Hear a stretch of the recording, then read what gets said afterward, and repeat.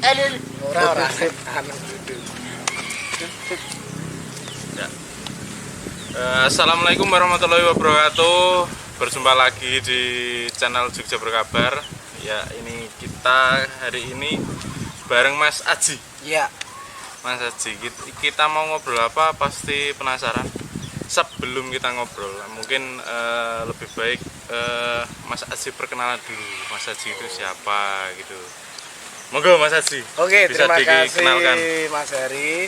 Nama saya Aji Saputra. Kalau di nama penanya Jelideng Sastraji. Terus saya lahir di Palian, Gunung Kidul. Tahun berapa Mas? Dalam tahun 26 tahun yang lalu. 95. Itu dulu terus saya sempat kuliah juga di salah satu universitas di Jogja. Disebut dua ya Mas. UNJ. Saya alumni bahasa Jawa. Bahasa Jawa. Bahasa Jawa. Bahasa Jawa. Berarti pinter Hano Coroko ya Mas. Insya Allah, karena syaratnya kelulusan harus itu. Iya teman-teman, Mas Aji ini selain dia ngajar juga ya Mas? Ngajar, saya ngajar. Anak kuliahan juga, tapi sudah lulus. Beliau ini juga aktif di lingkungan, terutama di apa ya Mas menyebutnya Mas? Konservasi lingkungan. Nah, namanya itu Manah Ati. Manah Ati, komunitasnya ya Mas? Iya, komunitas Manah Ati. Nah ini sudah track recordnya itu banyak kegiatan yang dilakukan dan positif. Nah, mungkin bisa dijelaskan Manah Ati itu sebenarnya komunitas seperti apa? Iya. Manah Ati itu saya dirikan 2012. Dulu saya masih SMA kelas 1 atau 2 atau lupa saya. SMA-nya mana Mas? Saya SMK 2 Wonosari. Dulu bergeraknya di bidang seni budaya sebenarnya. Jadi awal sekali kami mendirikan komunitas itu dengan Mas Antun itu bergerak di bidang budaya, lalu berpindah tahun 2016-17 kita mulai ke konservasi, lalu beberapa kali kita juga merawat situs peninggalan budaya di Karangasem, di Palian, di Mulusan, terus di Namberan sana juga ada, di lingkup Palian sebenarnya awalnya. Terus kita juga pengabdian masyarakat. Jadi sebenarnya komunitas Manah Ati ini awalnya dari satu kotak menjadi berbagai macam kotak dan kamar. Dan alhamdulillah juga sudah menurunkan anak. Jadi dari Manah Ati yang gabung dengan kita, ketika saya dan teman-teman menganggap bahwa itu kamu sudah siap untuk jalan sendiri, kamu sudah siap untuk berlari, ya udah kamu pergi dari Manah Ati nggak apa-apa. Nanti di atasnya masih kami akan awasi. Jadi kita sudah ada 2 komunitas yang kami turunkan sebenarnya. Jadi komunitas Manah Ati di bawahnya ada komunitas lain juga. Itu sih. Nah kalau untuk budaya, dulu concernnya itu di apa Mas? Di budaya ini kan banyak, iya, luas. Concernnya dulu di bidang apanya ini? Kalau kami itu, kalau saya pribadi karena saya dulu aktif di dunia teater, jadi saya berteater, lalu juga pernah sempat nari-nari ele-elean lah Mas Wong Yurapati Sonari tekan saiki itu kita tari, lalu Mas Antun itu yang punya basic karawitan jadi musik. Jadi sebenarnya kita tidak mengklasifikasi ini harus karawitan, ini harus ketopraan. Iya, jadi katakanlah nanti teater, macam-macam teater kan banyak. Di dalamnya kan masih banyak lagi, ada drama, ada sandiwara Jawa, ada ketoprak, ada teater modern, teater gerak. Nah itu tergantung dari anak-anaknya. Jadi dari anggota pengennya apa nih tahun ini. Nah begitupun dengan Mas Antun, ini mau dolanan anak kah, atau klasik kah, atau garapan, nah itu nanti terserah. Nah gitu. Untuk anggotanya sendiri Mas, sudah berapa sejak didirikan sampai sekarang ini, ada berapa nih anggotanya? Jadi sebenarnya kita punya anggota yang menyebar di berbagai wilayah di Gunung Kidul sebenarnya. Awal 2012 itu ketika kita berdiri, itu ada yang di Bejiharjo, ada yang di Karangasem, ada yang di Wonosari, ada yang di Patok, ada yang di Semen sebenarnya. Nah itu kalau kita kumpulkan jadi satu, yang masih ingat dengan komunitas itu, kalau 200-an lebih. Tetapi sebenarnya kita sekarang mulai tahun-tahun belakangan ini kita mulai membatasi tidak semuanya bisa ikut di dalam Manahati karena 1-2 hal yang memang syarat penting masuk. Jadi kalau teman-teman cuma pengen belajar doang, mohon maaf kami tidak mau menerima, bukan karena kami wis nolak, enggak, tapi ada beberapa klasifikasi yang memang jangan sampai ketika kamu masuk ke Manahati terus menuduh bahwa Manahati tidak ada apa-apa kan gitu. Karena kan kita sistem belajarnya tidak intens yang 1 minggu ketemu, 2 minggu ketemu, enggak. Kita modelnya periodik. Jadi tahu-tahu saya punya ide, tahu-tahu anggota punya ide. Bahkan kita pernah dalam 1 bulan itu beberapa agenda. Itu pernah, bahkan pernah juga 1 tahun cuma 1 agenda, 2 agenda. Gitu sih kalau untuk Manahati. Jadi orang-orang yang sabar, orang-orang yang tetap itu yang baru kita mau ikut gabung. Kalau yang cuman Mas aku sekedar ikut gabung aja, enggak. Yang pengen gabung banyak. Satu hal karena memang kita orangnya kan orang-orang sing waton wer. Jadi kita tidak mau kalau ada beberapa teman yang gabung ternyata kaget di dalam komunitas polanya seperti ini, tidak seperti halnya komunitas yang lain. Dan kita nggak punya ketua juga, kita nggak punya bendahara, nggak punya sekretaris. Siapa yang menanggung jawab di kegiatan itu, yaitu ketuanya. Nah gitu. Kalau untuk Manahati kan koyo ini maknanya jeru. Bisa diceritakan Mas, kenapa memilih nama Manahati? Maknanya itu apa? Jadi sebenarnya ada 2 makna Mas. Jadi ada 2 makna. Yang pertama manah itu menuju ke titik fokus, seperti halnya orang yang memanah. Ati itu dengan hati. Jadi ketika kita menuju ke salah satu titik fokus atau ke satu titik fokus itu harus hati-hati. Yang maknanya kedua adalah manah itu hati, hati itu ya hati. Jadi hati-hati. Jadi dalam komunitas ini walaupun kita menuju ke satu fokus dengan hati, tetap kita harus hati-hati. Nggak boleh, nggak boleh gerusah-gerusu. Nah, saya kan sempat beberapa kali pas Manahati ada acara datang Mas. Nah, Manahati itu kan sering kayak misalkan dulu itu di Ngawen kalau nggak salah itu ada hewan-hewannya dikumpulkan di sana untuk edukasi ke para pengunjung. Nah, sebenarnya yang ada atau yang dipelihara oleh Manahati itu hewan-hewannya itu diambil dari alam opo wong nggak urusan apa ya Mas sebenarnya. Sebenarnya gini, kalau di Manahati itu kita punya shelter, ada 3 shelter. Shelter yang pertama di Babe Suroso di Karangreje, yang kedua ada di tempatnya Om Rinto di Kandang Gemak, lalu di tempat saya kalau khusus untuk reptil-reptil hiburan dari masyarakat atau kita tahu bahwa di situ lingkungan masyarakat ada hewan berbahaya yang jenis reptil, biasanya kami yang amankan. Jadi sebenarnya ketika kita ngambil dari alam pun itu ada maksud dan tujuan tertentu. Tidak untuk kita keep sebagai hewan peliharaan, tetapi itu sebagai media edukasi. Kalau untuk hewan-hewan yang lainnya, ada beberapa hewan yang dilindungi yang dititipkan kepada kita, yang kita serahkan juga ke BKSDA. Jadi kita tidak menampung hewan-hewan yang dilindungi, tidak. Tapi katakanlah Mas Hari nih, Mas aku duwe elang ki, aku punya elang 1 ekor elang brontok, aku udah nggak siap ngopeni, ini gimana? Ya udah kita ambil. Asal jenengan ikhlas kita ambil, kita rawat.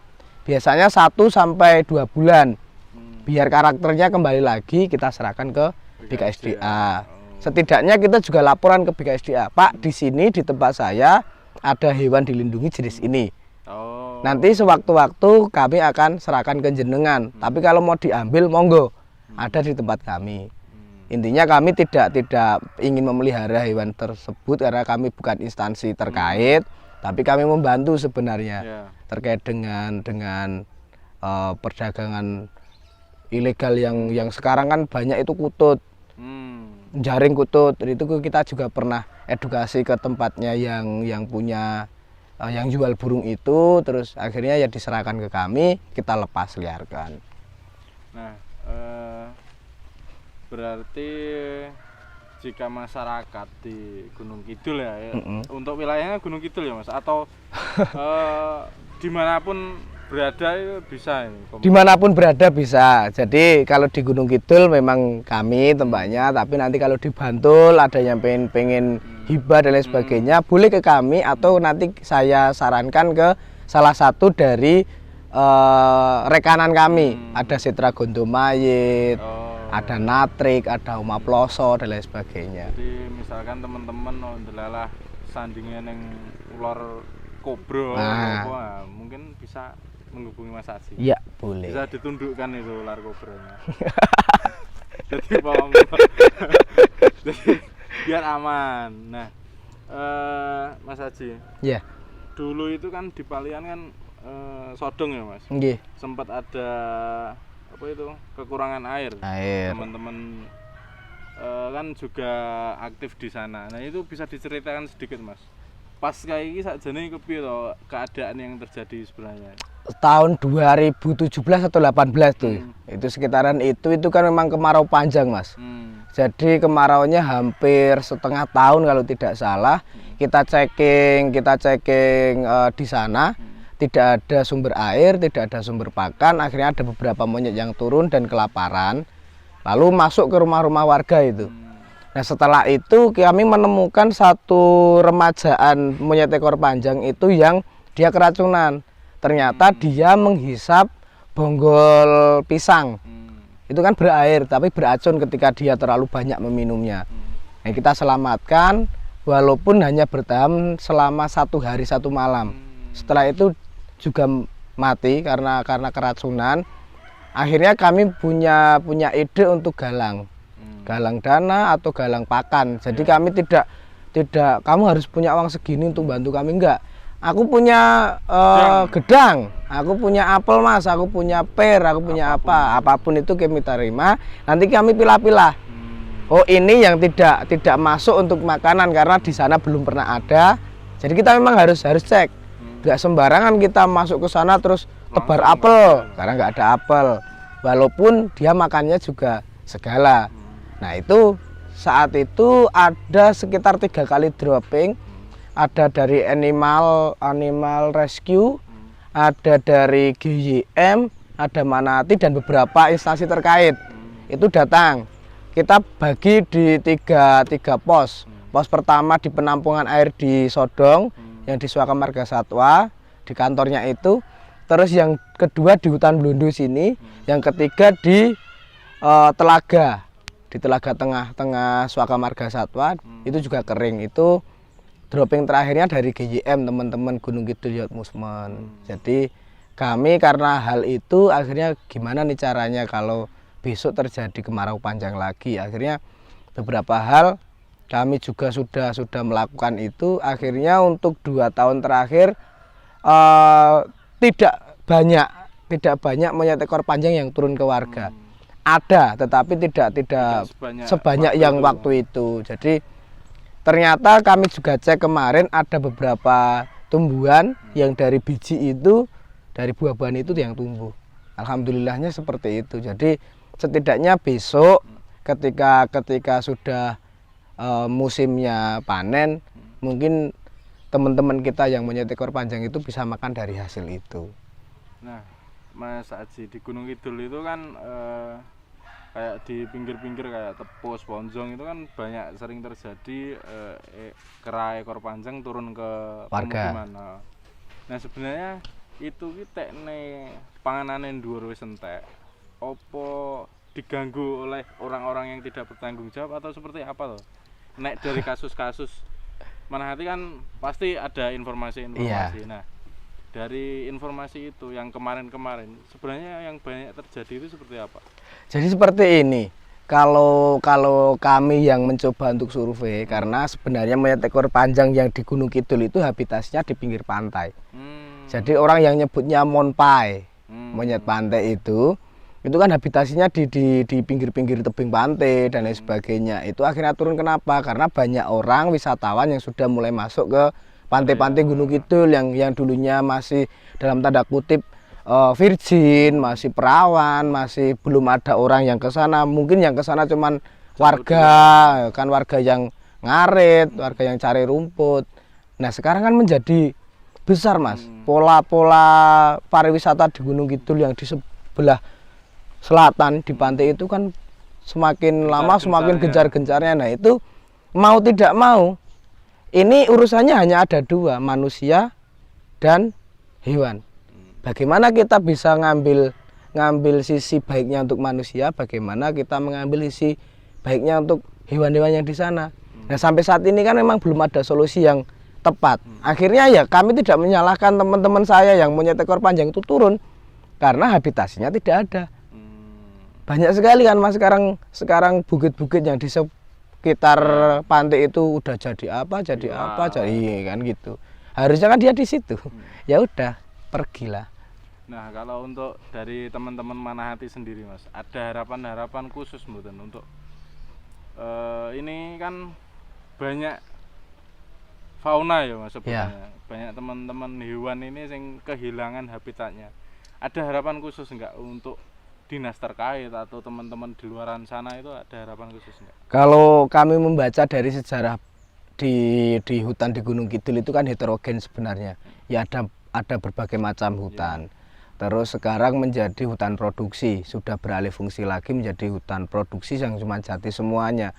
Lah bagaimana kita akan makan katakanlah si teman-teman kita itu akan makan seperti apa? Mosok kon mangani godhong jati? Kan tidak mungkin.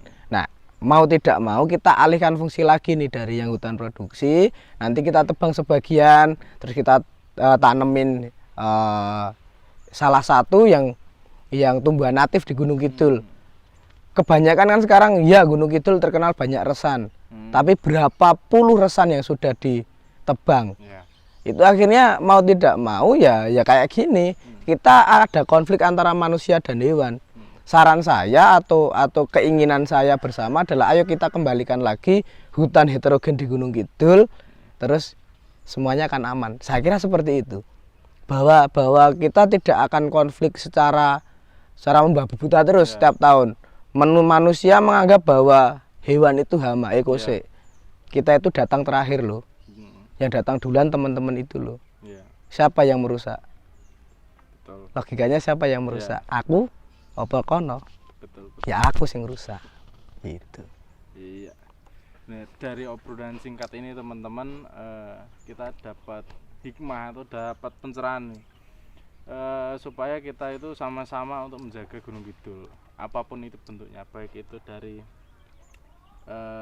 menjaga resan lah sing banyak yang sudah mulai dipotong ya, Mas. Kayak kasus beberapa itu ada yang diracuni sampai mati dan